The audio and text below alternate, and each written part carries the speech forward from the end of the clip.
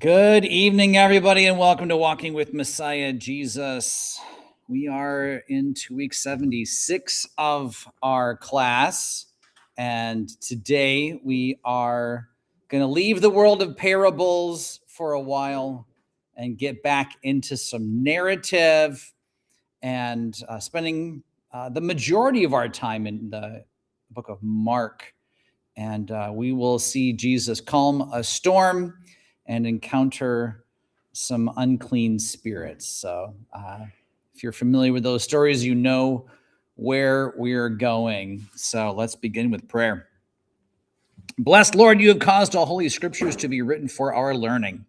Grant that we may so hear them, read, mark, learn, and inwardly digest them, that by patience and comfort of your holy word, we may embrace and ever hold fast the blessed hope of everlasting life through Jesus Christ, our Lord. Amen. Okay, as I mentioned, we've been spending a lot of time in parables. Jesus taught us many things about the kingdom through these parables. And a number of those parables had to do with who's going to be in and how is it going to work. And the fact that there are going to be those who are in that get chosen by God that we may not have chosen. And so that whole idea is something we're going to kind of be pushing into by the time we get to chapter 5 of the Gospel of Mark. And like I said, we're going to be spending most of our time in Mark, and we will be picking up in Mark chapter 4, verse 35. And Jesus has been teaching by the Sea of Galilee. He's been teaching from a boat, and he's gonna make a very interesting decision here. If we take a look at Mark 4:35, and we'll kind of take it all the way through 38 at this point. On that day, when evening had come, he said to them, "Let us go across to the other side." And leaving the crowd, they took him with them in the boat, just as he was, and other boats were with him. And a great windstorm arose, and the waves were breaking into the boat, so that the boat was already filling. But he was in the stern, asleep on the cushion. And they woke him and said to him, "Teacher, do you not care that we are perishing?" Okay, so a number of things to kind of point out as we are getting into this passage. So it's the very same day, but evening had come. And there is something just to pay attention to whenever you're reading the Bible. And actually, this is a literary device used all sorts of places. When the evening comes, we know the kinds of things that happen at night. All right, that's a very common kind of device to show that a little bit of foreboding, it's evening, especially when we have our Bible and God is associated with light. So now we're going into the darkness. And Jesus makes a suggestion that really is against just about every bit of common sense, right? Hey, let's take, now that the sun's almost down, now that it's dark, let's take off into the deeper darkness across the lake. Okay, there are all sorts of things wrong with that. But these are dutiful disciples. Okay, you got to give them some credit for the fact that they're willing to go across a lake in the night because the rabbi said that's what they were to do. It does say there were other boats with them. Not quite sure what is up with that.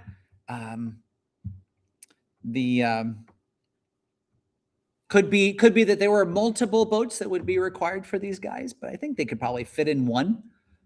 There is some sense that maybe the people who were listening to Jesus just thought it would be a great idea keep close to him. And so they jumped in a boat and went with him.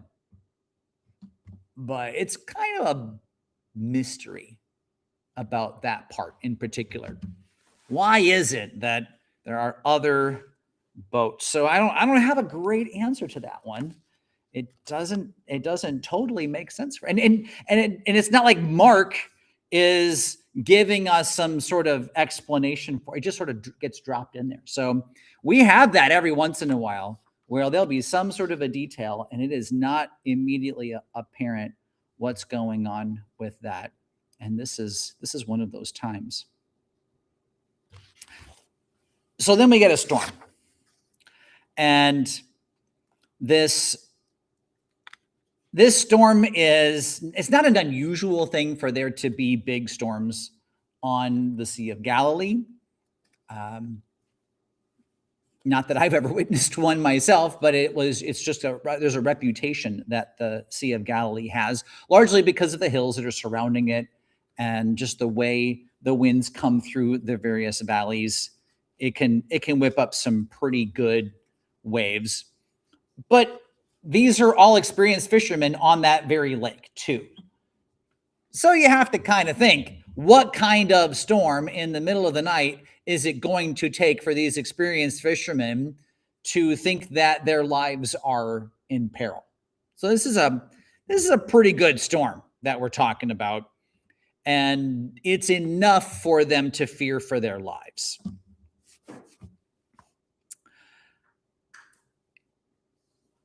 As we're going through this, just as much as we were thinking about the time of day being kind of symbolic, so also there is some symbolism associated with the sea and these wind and waves.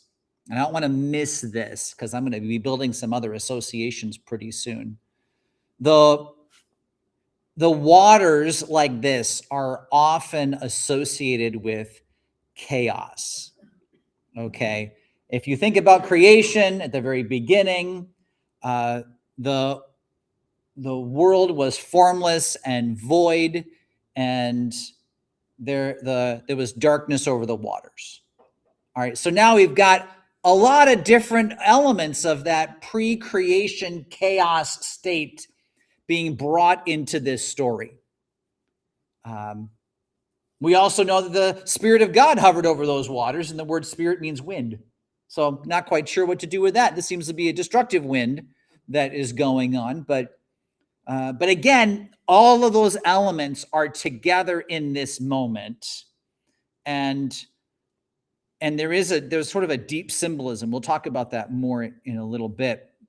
But I want you to kind of already be thinking in this way, that here they are, it is night, and they are heading straight into the chaos.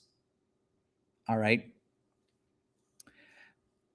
And what's Jesus up to? He is sleeping. He is sleeping on a cushion and has to be woken up to realize that there's something going on. So playing with the symbolism will be fun with that one. But they have to come to him and say, don't you care? Don't you care that we're going to die here? And it's an interesting way of putting it, right? He was sleeping. Apparently, super tired, preaching probably, I don't know, parables make you tired. But he was sleeping and sound asleep. These experienced fishermen think they're going to die. And I want you to imagine what it's like to be in waves like that. Okay. It's awful. I've never been. I've only been on a few boats that have gone through some pretty decent waves, and I feared for my life, and I probably was fine. But I mean, huge waves, up and down, twisting, turning, water coming into the boat, wondering, you could, there are lots of potential scenarios that would do you in a moment like that. Jesus is snoozing. Jesus is snoozing through this. Okay.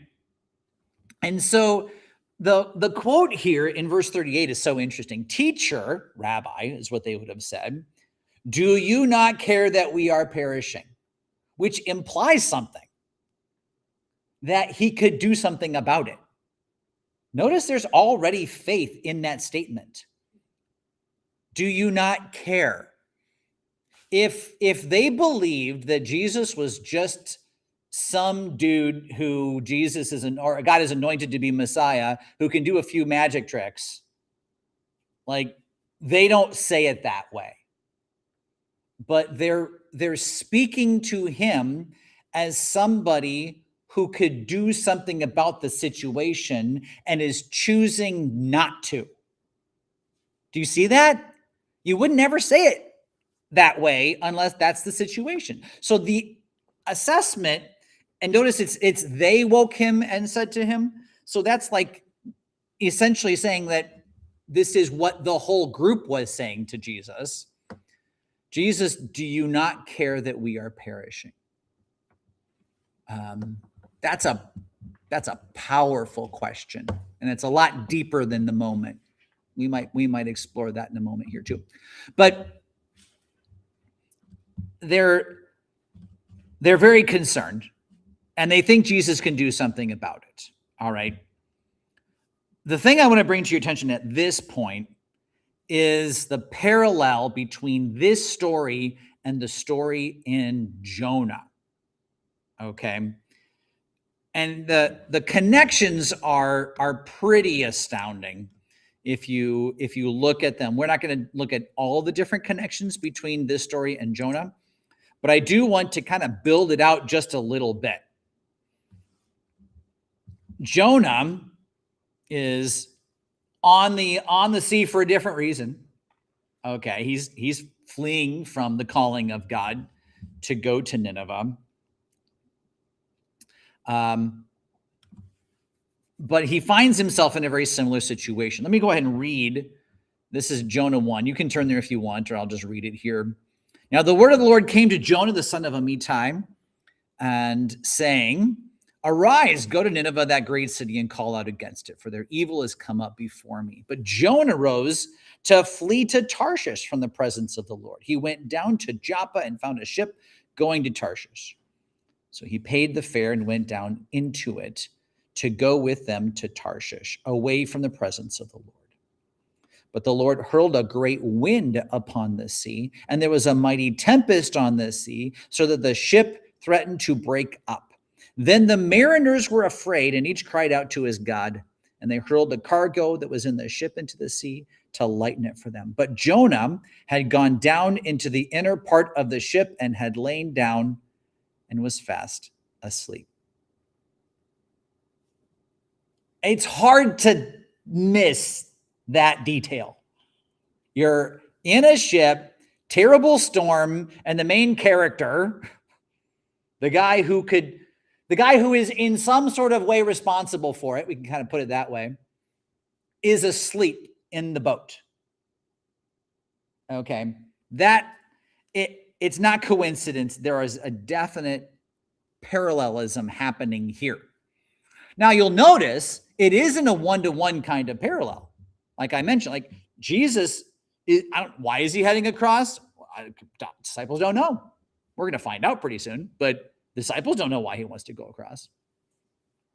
It's certainly not because he or any among them are actually running from God. If anything, the opposite is happening, right? They're being called to people, which we're going to find out. They're going to be called to Gentiles.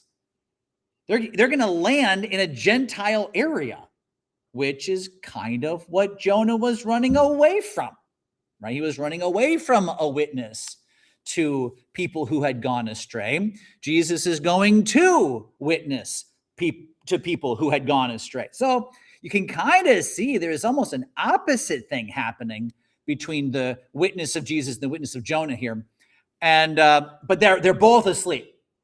So that's our cue that, all right, we got to hold on to this story and see what is going on that will be a comparison or a contrast to the story of Jonah. So I'm kind of setting it up a little bit there, but we will now continue with the story. So this is verse 39 of Mark chapter 4. And he, Jesus, awoke and rebuked the wind and said to the sea, "Peace, be still." And the wind ceased, and there was a great calm. And he said to them, "Why are you so afraid? Have you still no faith?" And they were filled with great fear and said to one another, "Who then is this that even the wind and the sea obey him?" All right. So much to kind of play around with here. So he wakes up and yes, they're talking to the right guy. Yes, he can do something about it. He rebukes the wind. And it's clearly he's treating the wind. It's almost like a personification of the wind. Like if it was like a child who had misbehaved. He rebuked the wind. We should probably, spend some time with that and kind of think about it's a thing to meditate on at the very least. The relationship that Jesus has with a disobedient creation. Almost as if the creation itself has a relationship with its creator. Because we often look at nature and think, well, it's just the kind of the things just happen. It rained a little bit today. Well, we can talk to a meteorologist about that. And the meteorologist will tell us all the various things that are happening in the weather systems and the atmosphere to make it do that. And we think, oh, it just kind of just happens that way. That wasn't the way they thought about things. There is an animating kind of reality that the things that are happening around them have this sort of cause and effect relationship with the gods. Okay. And if you have a pantheistic religion or an animistic religion, well, then you're going to have to go and do something to make certain things happen. If you look in the Old Testament, the worship of Baal was all about making it rain. There's a fertility god. You want to have crops? Well, you better sacrifice to Baal. So there's a connection between the things of nature and the gods. So it's not a weird thing in that kind of context for Jesus to rebuke the wind. But in our context, it sounds really, really strange.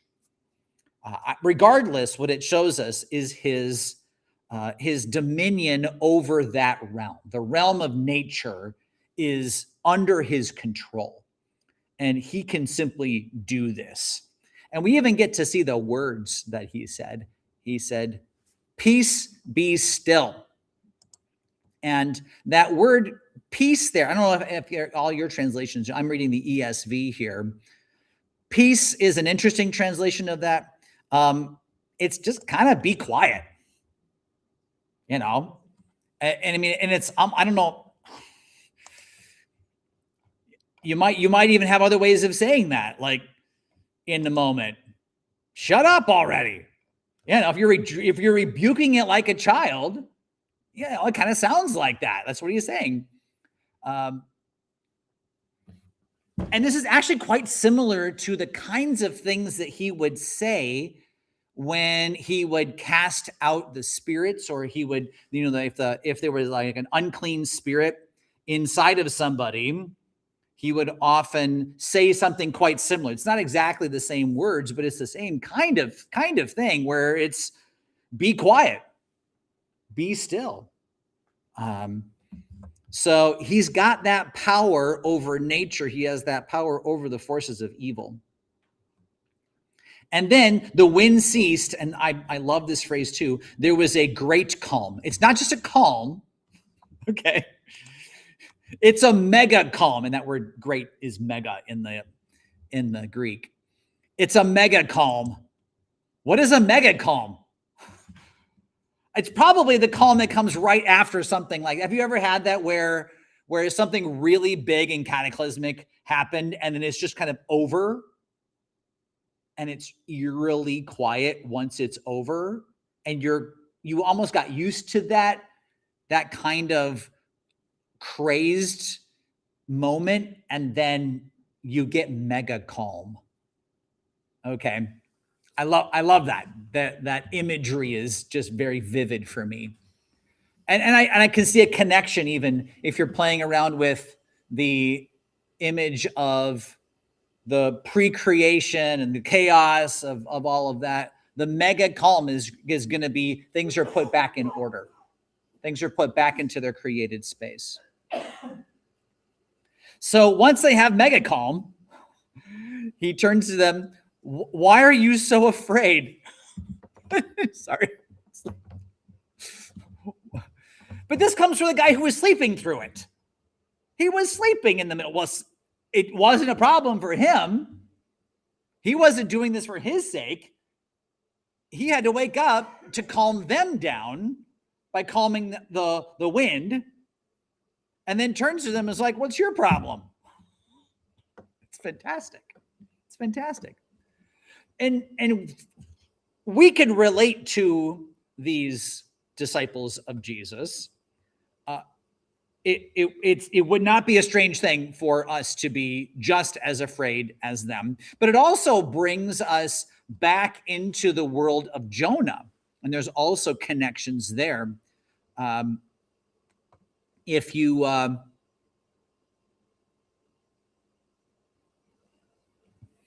take a look in Jonah, there's an interesting kind of fear that they're going to have.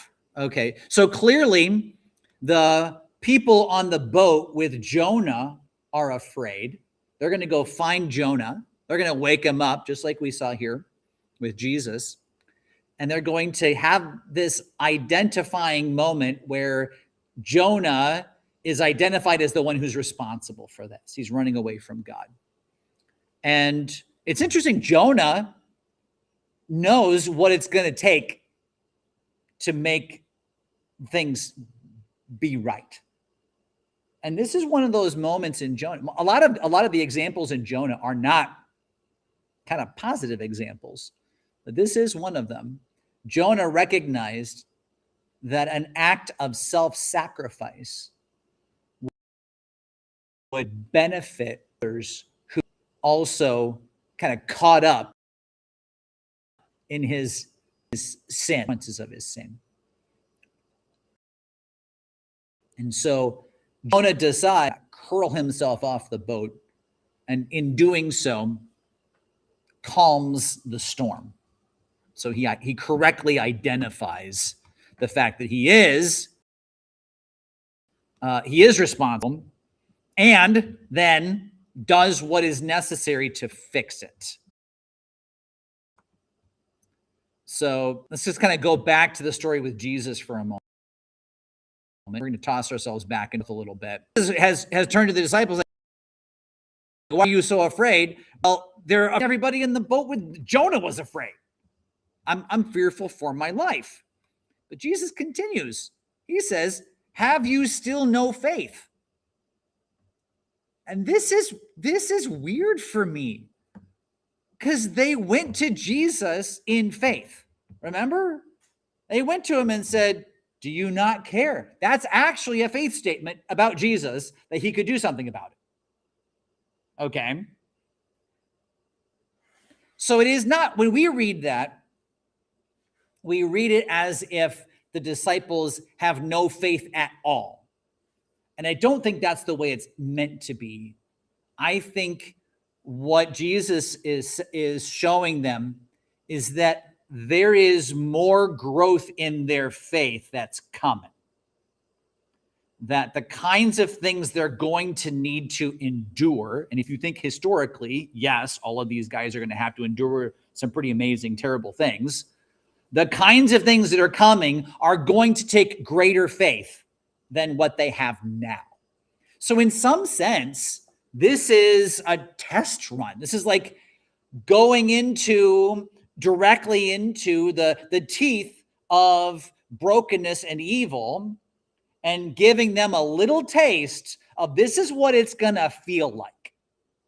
And this is what it's going to feel like with Jesus in the boat. Okay. You're going to get this terrified, and you've got Jesus in the boat to calm the storm. Fast forward in the story, we're going to have a similar kind of episode where Jesus is not going to be in the boat. He's still going to come and bring a calm, but he's going to be walking on the water that time. What is the progression? You're in the boat, Jesus is with you. You're in the boat, Jesus isn't with you. You're going to need to be able to endure this storm, knowing that Jesus is going to be with you, but he may not necessarily be in your boat. Do you see what's going on? There's kind of this progression that's happening in these different stories. So when Jesus says, have you still no faith, that is not saying they're faithless. It is simply saying there's way more growth that is necessary for you. And then verse 41, I love this. And they were filled with great fear. What kind of fear is this? Well, keep going. They were filled with great fear and said to one another, who then is this that even the wind and the sea obey him? Are they afraid of the wind and the waves now? Oh, no. Oh, no. This is a fear of God that's happening. Who is this? What are we experiencing? Who is in the boat with us? And they already kind of knew it. They already knew he could do something about it. But I guess there's a difference between knowing he could and actually watching it happen and getting the mega calm. You know, that's a different thing. If I were in the boat, I'd be in the same spot. Like, who is this guy? Right? Unbelievable. Well, this is interesting. There's also a parallel then with Jonah toward the end. So they're going to hurl Jonah over the edge. There's going to be a great calm for them. This is verse 16 of chapter 1. Then the men feared the Lord exceedingly, and they offered a sacrifice to the Lord and made vows. These are pagan fishermen who are now fearing God because God calmed the storm through Jonah's self-sacrifice. Interesting. Pagans worshiping the Lord because an act of self-sacrifice calmed the storm that would have otherwise consumed them. I mean, do you see what I see? There's a lot of foreshadowing going on in this story. There's a reason why Jonah gets mentioned so much in your New Testament. Because there are elements of this story, and this is not the only one. There are elements of this story that if you look at it on that Ramez level, remember we talked about the 4 levels. We'll have a little bit on that 3rd level here in a bit. If you're kind of looking at it on that, all of the different hints and connections, if you're looking at it on that level, the gospel writers, Jesus himself, they see the connections.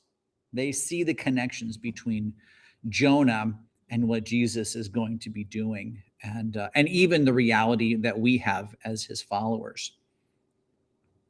So that's pretty awesome stuff. There is also a connection in this story to Psalm 107. And again, if you want to turn to it, you certainly can. But this is Psalm 107, verses 23 through 32. And it's a pretty cool connection. Let's take a look at it. And this is picking up right in the middle of the psalm, but I gotta pick up in 23. Some went down to the sea in ships, doing business on the great waters. They saw the deeds of the Lord, his wondrous works in the deep, for he commanded and raised the stormy wind, which lifted up the waves of the sea. They mounted up to heaven. They went down to the depths. Their courage melted away in their evil plight. They reeled and staggered like drunken men and were at their wits' end. Then they cried to the Lord in their trouble, and he delivered them from their distress. He made the storm be still, and the waves of the sea were hushed. Then they were glad that the waters were quiet, and he brought them to their desired haven. Let them thank the Lord for his steadfast love, for his wondrous works to the children of man. Let them extol him in the congregation of the people and praise him in the assembly of the elders. Once again, here's a story. Now, again, not every association is the same here, but wow, pretty similar. God is going to still a storm. And if you're reading the psalm correctly, the storm is not a literal storm. It's a figurative storm. It is a storm of sin and brokenness and chaos, which is really where we can get to the next section there on a darash on this story. Because this story of Jesus stilling the storm is begging for a kind of allegorical understanding in our own lives. And that's the kind of thing on that darash level of interpretation. So again, a quick review. We're kind of operating with 4 Jewish levels of interpretation. Not every text kind of does this, but you can certainly find these possibilities of interpreting in this way. The Peshat level is the plain reading of the text. It's just kind of what's happening. The Remez level, I made reference to that a few moments ago. That's where the text is hinting at other things, hinting that it's connecting to other scriptures or hinting about themes that are happening. The darash level is the kind of interpretation. It's almost a sermon. It's how am I going to apply this in my life? How does this story operate in my world? And then finally, the sod level is that deep mystical kind of space. So I'm kind of working with the darash level. And when we look at this kind of story, there is a storm. There's a darkness. There is chaos, and we can almost feel ourselves in our lives traveling in the boat together with others who God has put with us. Could even think of that as maybe the church. We together in the church in this boat. And we are traveling through this life, and the world is dark and the world is chaotic, and there are storms, and there are times when we feel like that storm is going to do us in. All right. I feel like there's a lot that we can work with. There's a lot for us to relate to on that level. I also feel like it's significant for us on that darash level to think of Jesus sleeping in the boat.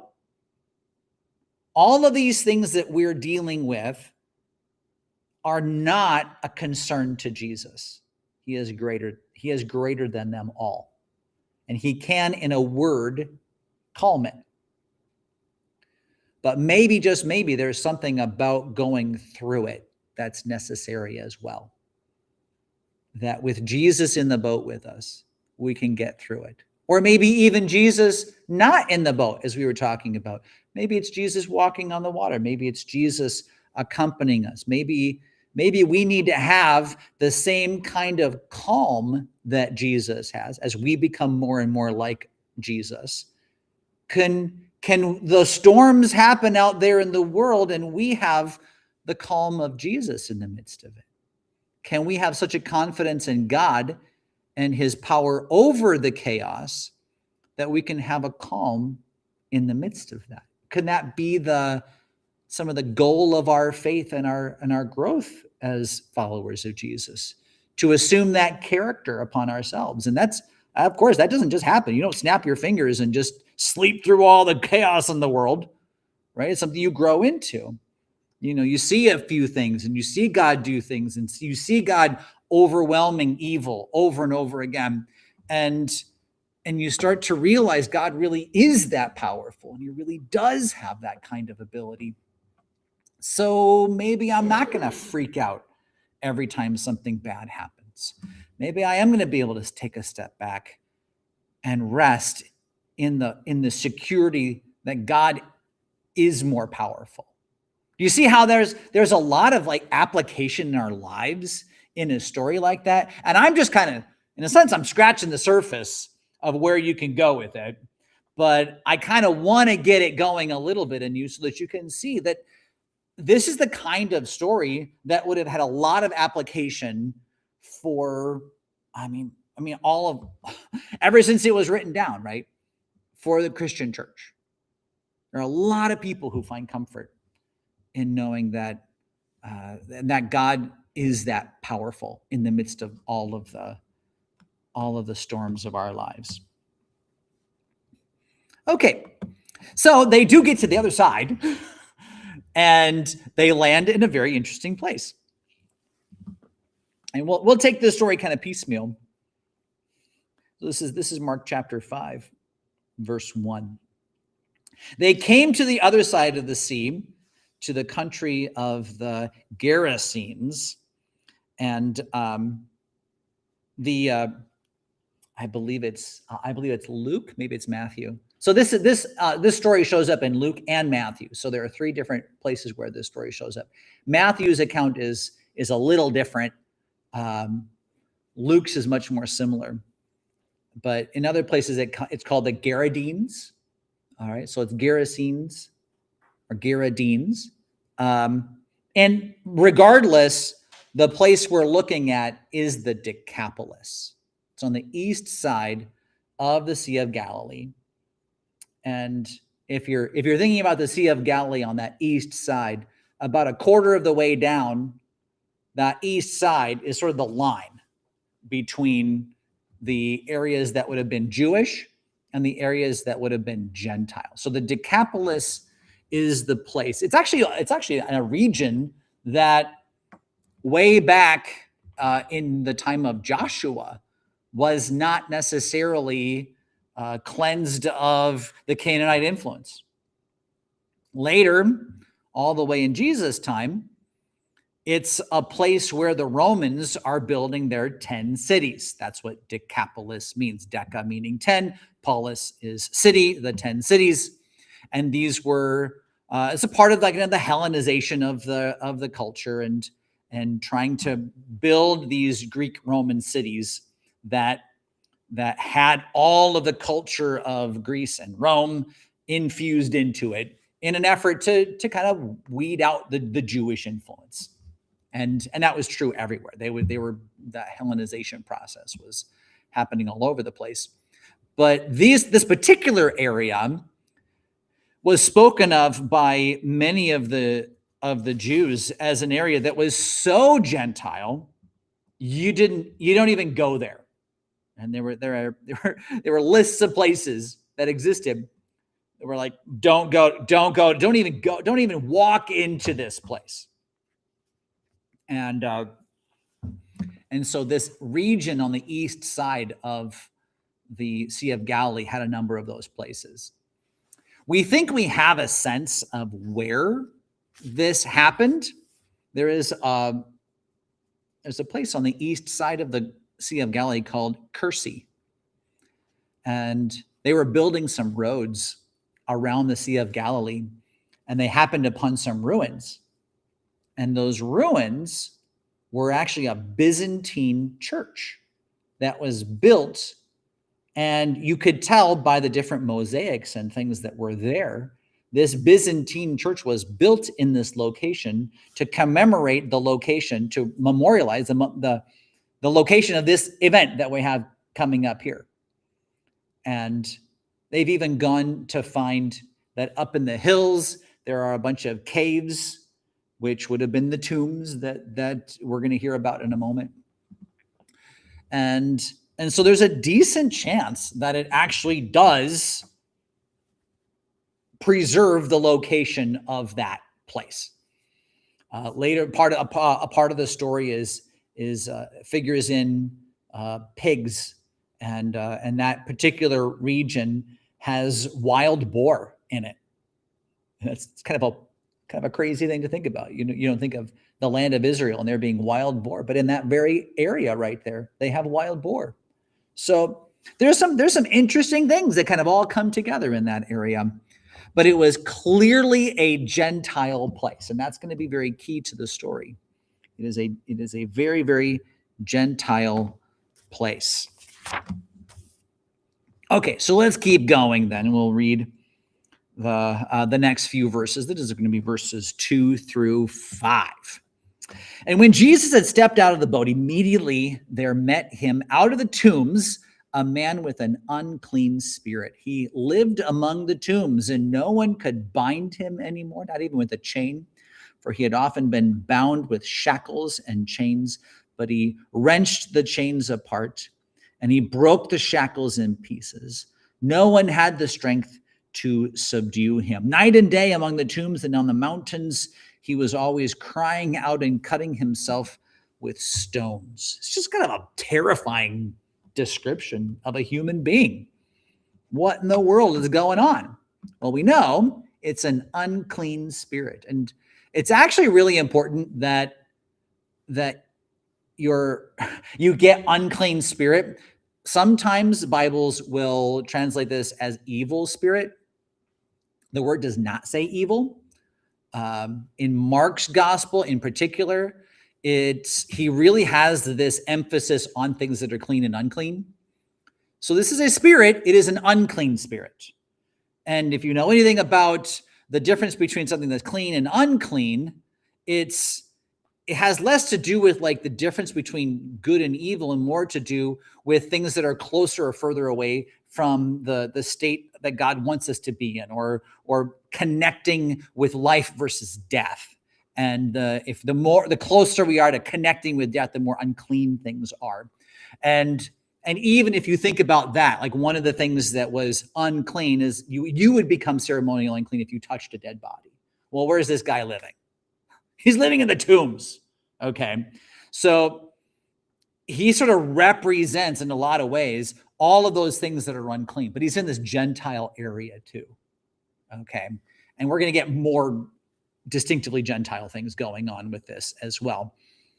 But just to sort of understand, this is not just sort of like a good versus evil thing. It's not being cast that way in Mark. It's a clean versus unclean thing. And I know that seems to be a subtle distinction, but in their culture, it matters. Okay.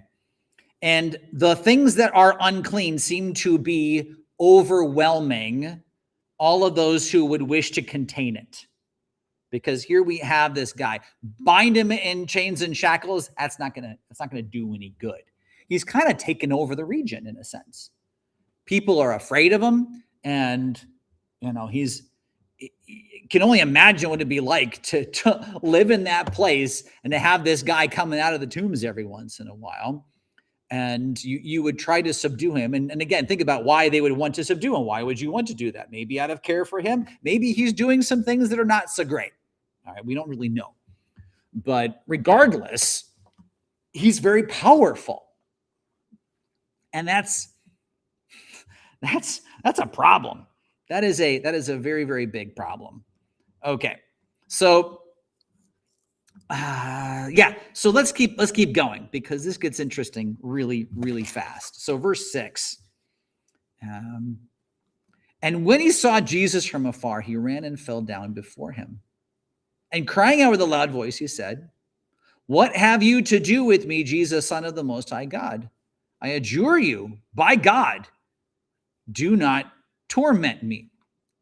For he was saying to him, "Come out of that man, you unclean spirit." Well, this is interesting. This is very interesting. So preemptively, the tomb dweller comes to Jesus and falls down before him. And you might think in this moment, this evil, or not evil, unclean spirit is afraid of Jesus. That might be our first instinct, even with the "what have you to do with me? Don't torment me" kind of thing. But if you study a little bit the formula, particularly the formula for exorcisms, and believe it or not, ancient literature preserves a lot of that kind of stuff. The way in which you gain an advantage, or even the way in which you are able to have power over this other spirit, is is by calling its name. And the connection between a name and the essence of someone or something, it's much more understood and pronounced in their culture. So this is not an unclean spirit, a guy possessed by an unclean spirit who's just sort of getting in front of Jesus and saying, have mercy on me. This is actually the unclean spirit being on the offensive against Jesus and trying to gain an advantage, knowing that Jesus is going to want to cast the spirits out. So there's kind of a battle, a true spiritual warfare that's going on here. So thinking of it from that perspective, now we kind of read it again with a bit of interpretation. So he's falling down before him. What have you to do with me, Jesus? Jesus has just invaded his territory. Like, what are you doing here? Like, and it's interesting in Matthew's gospel, if you look at this in Matthew's gospel, it gets even more interesting because the demon is going to say, have you come to torment us before the time? So Mark's gospel probably comes first in all of them that are written. And so there's a decent chance that Matthew is drawing from this story as he's writing. So he adds this little piece, before the time, but that really makes all the difference. So this demon knows that there is one who is going to come who will vanquish them. And if you look in the literature of the time, we'll get to that in a moment. There is definitely that sense. There is the belief that God will come and vanquish those forces of evil.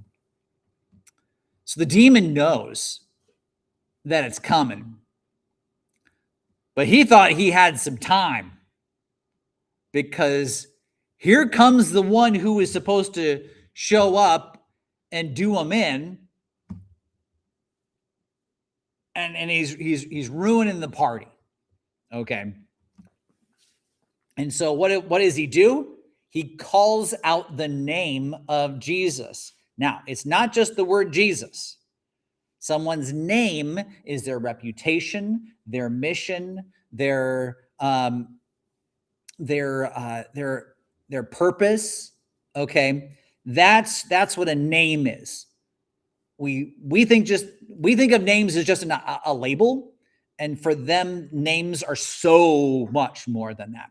So when he comes and he says, "What do you have to do with me, Jesus, Son of the Most High God?" That is him trying to gain an advantage over Jesus by calling out his name. It also betrays a familiarity, and it opens up a whole host of questions. Do you two know each other? It's like, clearly he knows who Jesus is, and none of the disciples of Jesus would ever come out at this point in the story and say, Jesus, Son of the Most High God. Not one of them. But who is going to be saying it for his own purposes in order to gain a strategic advantage? It's a demon. Okay. So that's just something all by itself. I find that fascinating. And I adjure you by God, do not torment me. He's actually invoking God himself, the real God, the true God, in saying, don't do it. It's not time yet. So do you see, this is not a defensive move that the demon is offering here. It's an offensive move to hold off what he knows is a greater power. Okay. I find that fascinating. And there are so many questions in here that we're not going to be able to handle, but just like, the familiarity of the demon with Jesus, I find utterly fascinating, and opens up a whole host of questions about this whole spiritual world that's out there and happening in the midst of our world, and the revelation of that. They're sort of like pulling back the curtain for a moment of the kind of spiritual interactions that are happening. That's fascinating, because we don't operate with any sort of understanding of a spirit world in our culture, and like, just like we were talking about the the wind and the waves, right? It's just weather systems. Well, what about evil? What about the things that are happening in the world that are evil? Is there a spiritual component to those things? We have to ask a question like that when we see something like this, especially when there's such a familiarity between the evil and the good. There's an acknowledgement of Jesus's power here, no doubt about it. And yet there isn't a submission to it. You have this demon who's going to go down swinging. I find that fascinating. Okay. And that's just something to really, really ponder and to spend time really considering, because that's a significant thing here. Okay, I got just enough time to maybe get a little bit further in this. Oh, no, I am going to look at Enoch first. So, this whole idea that that the demon is knowing that the time is coming. There's a knowledge of the demon that a time is coming when he is going to be vanquished. This is something that shows up in Enoch. Now, what is Enoch? Enoch is it is a piece of literature that was written before Jesus' time. It's filled with these really kind of fantastical kind of stories, and it was very popular during Jesus' time. And Enoch does get referenced a number of times in your Bible. I know that kind of feels weird, but it's true. But here's from Enoch 55, verse 4. You mighty kings who dwell on the earth, you shall behold my chosen one, how he sits on the throne of glory and judges Azazel and all his associates and all his hosts in the name of the Lord of spirits. Now, the mighty kings and those who dwell on the earth, this is talking about the spiritual forces of evil. And even in Enoch, there's this sense that there is going to be a Messiah, a chosen one who's going to come, and he's going to vanquish all of that. He is the King of Kings, the Lord of Lords, that kind of thing. So those evil spirits knew that their time was coming. They did not believe that it would be coming that soon and in that way. So it's kind of a sneak attack from Jesus as far as they're concerned. Okay, let's kind of do just a little bit more here before we close up. Let's take a look at verses 9 through 14. And Jesus asked him, "What is your name?" He replied, "My name is Legion, for we are many." And he begged him earnestly not to send them out of the country. Now a great herd of pigs was feeding there on the hillside, and they begged him, saying, "Send us to the pigs, let us enter them." So he gave them permission. And the unclean spirits came out and entered the pigs, and the herd, numbering about 2,000, rushed down the steep bank into the sea and drowned in the sea. The herdsmen fled and told it in the city and in the country, and people came to see what it was that had happened. Okay. So notice Jesus asks the demon-possessed man his name. So notice the name thing is very important, right? So the preemptive attack, I know your name, I'm going to use that for advantage. Jesus then asks the name of the demon. And is that the name of the demon, or is the demon pulling a fast one? I don't know. I wouldn't exactly trust a demon to tell me his right name if I was asking him and if I was the one about to vanquish him, right? Legion. Real name? Not a real name. But definitely descriptive of the fact that this man had thousands of demons within him. A Roman legion would have anywhere between 4,000 and 6,000 troops. Okay. So we're talking 4,000 to 6,000 demons-ish. And that's enough to just sort of send shivers up and down your spine, right? And they begged him earnestly not to send him out of the country. It's a very interesting turn of phrase. Jesus is going to kick him out of the land. And it makes you kind of think about that terminology and if there might be some hidden something going on, because it's an interesting way to respond. Legion. Where are we? We're in the Decapolis. We're in a Roman area. In fact, in the Decapolis, there would be retired Roman officers who would come and live there. It's a very Roman area. That's a Roman word. And what was the dearest hope of the Jews is that someone would send them out of the country. Do you see this? Do you see that? So I kind of wonder if there's a little something going on there, or there's a little bit of a hint, like, this is what we're hoping. But the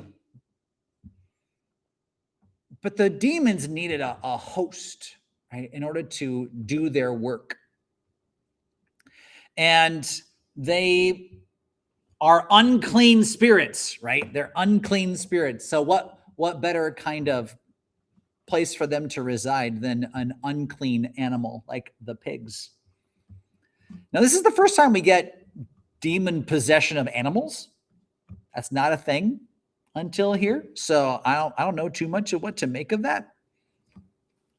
But you've got a herd of pigs, 2,000 of them, so we even know the number. And the moment these unclean spirits come into the pigs, they flip out and become suicidal. And they rush into the sea. And I want you just to imagine the scene, just for a moment. You know, Jesus sends this unclean spirits into the pigs. There's a huge, think about what 2,000 pigs looks like. Just 2,000 pigs alone is quite the image.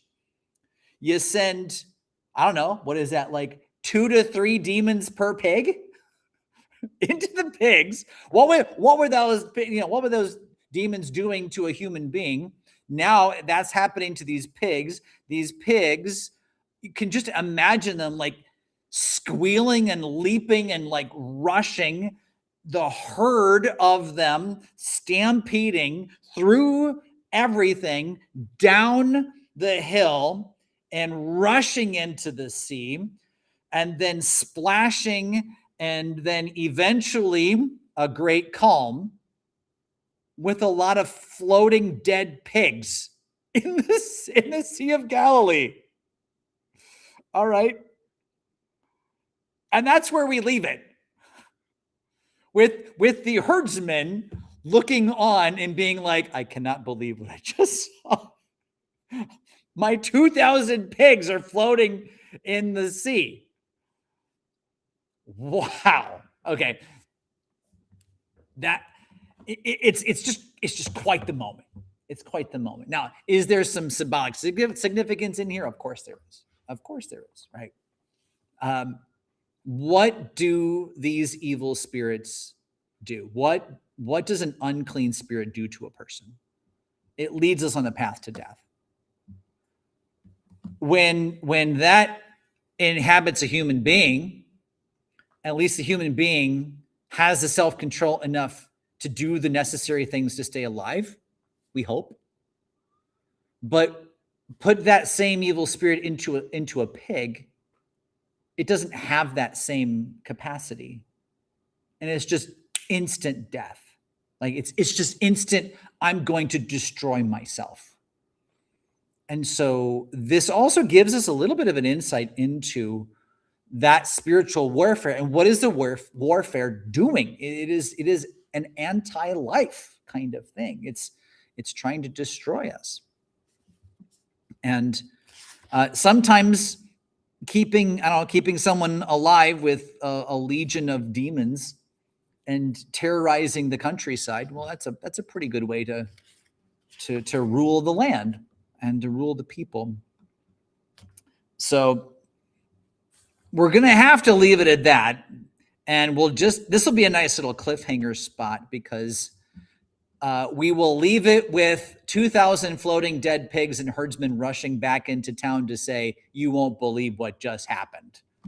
We will get the reaction when we come back next week. Let's pray. Father in heaven, we thank you for being the one who controls the wind and the waves. And in our broken world, we feel the chaos. We feel a decreation around us. Things don't work the way you designed them to work. But you have brought that order back into our world through Jesus. Lord, we thank you that you have given us faith to believe in Jesus and to trust in his power to save. That selfless act on the cross that calms the wind and the waves, that calms the chaos in our lives. Teach us all the more to trust in him, to trust in his power over evil, trust in his power over all of the things that plague us, so that we might always better represent him to a world who so desperately needs to know that Jesus is Lord. We pray